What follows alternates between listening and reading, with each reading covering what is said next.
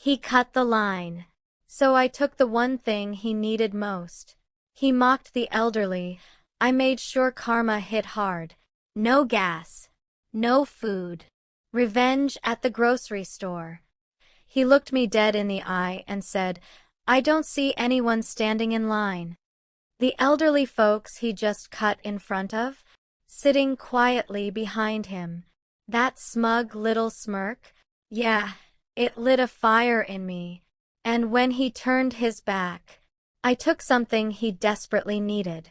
Let's just say, his camping trip didn't go quite as planned. If you've ever felt the sting of watching someone get away with being a jerk, especially to the elderly, hit that like button. Subscribe for more stories where karma doesn't knock. It kicks down the door. Because today, you're going to hear a petty revenge story that's just chef's kiss satisfying. 1. Setup. A regular day with one twist of disrespect. It was supposed to be a normal grocery run. The kind where you walk in for 3 things, and somehow your cart is overflowing with snacks and regrets. I was in line, waiting like everyone else. My cart wasn't light, but hey, I had time. And just beside me was the priority lane, clearly marked for senior citizens and people with disabilities. There were a couple of elderly folks sitting on the plastic benches stores usually put out. Quiet. Patient. You could see the age in their posture and the wisdom in their silence. They weren't complaining, just waiting for their turn. And then, he walked in. Mid-30s. Sunglasses on indoors. Cargo shorts. Phone glued to his ear. You know the type, too cool to acknowledge the rules, too important to care. He didn't even hesitate. He strutted right up and cut in front of those seated seniors like they didn't exist. I blinked. Maybe he didn't see them? So I spoke up. Calm. Polite. Hey, they're already in line. He turned halfway, just enough to acknowledge me, but not enough to actually see me. And then, with this smug little shrug, he said, "I don't see them standing in line though." Like that made it okay. Like his convenience mattered more than their dignity. And the worst part? The elderly folks looked uncomfortable. But they didn't say a word. Maybe they were used to being ignored. Maybe they didn't want to cause a scene. But their silence cut deeper than words. So I shut up too. But I simmered. 2. Conflict escalation. The boiling point. We stood there in line. Time passed. The guy was loud, obnoxious, chatting on the phone like he was closing a billion-dollar deal. And that smugness. It was radiating off him like cheap cologne. I stole glances at his cart, curiosity at first, then clarity. He had everything for a camping trip. Sleeping bag. Marshmallows. Portable stove. Instant noodles. Paper plates. And tucked in the corner, a single can of butane gas. That little silver canister, barely noticeable, was the key to it all.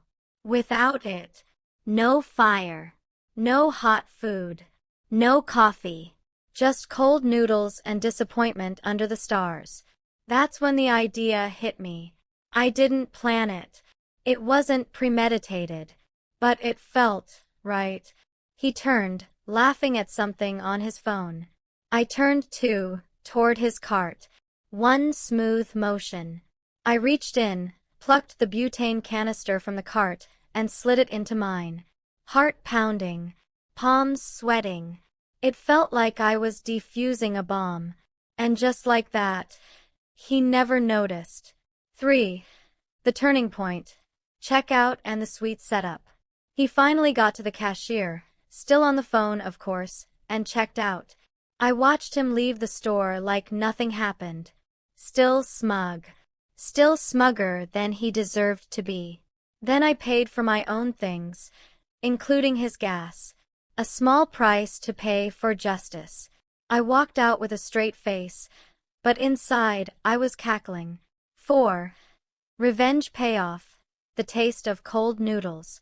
Somewhere out there, that man probably made it to his campsite. set up his little tent, laid out the snacks, talked himself up about how he handled the grocery store line like a champ. And then he pulled out the portable stove, set it up with flair, only to find no gas.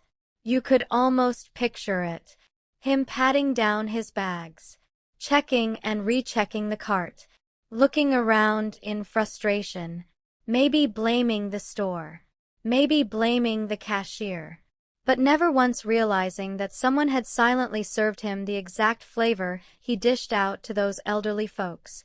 The flavor: cold, crunchy, noodles, and the sweet taste of consequences. Revenge doesn't always come in flames and fury. Sometimes it comes in the quietest, pettiest little act that makes someone feel just as small as they made others feel. And in that moment, justice is served. Cold, just like his dinner. If that revenge hit the spot for you, smash that like button and let me know in the comments. What's the pettiest act of justice you've ever witnessed? I read every comment, and I love hearing your stories. And of course, subscribe for more true tales where karma doesn't wait around. Drop a quick